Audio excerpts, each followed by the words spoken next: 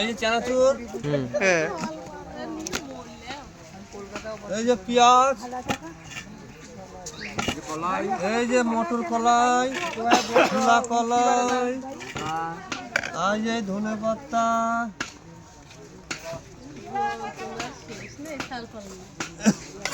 কাঁচা লঙ্কা, হ্যাঁ এই যে কাঠটা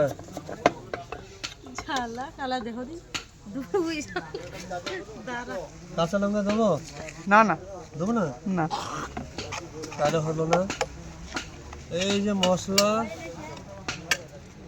এই যে লবণ, হ্যাঁ এই যে হচ্ছে জাপানি তেল, ঠিক আছে জাপানি তেল।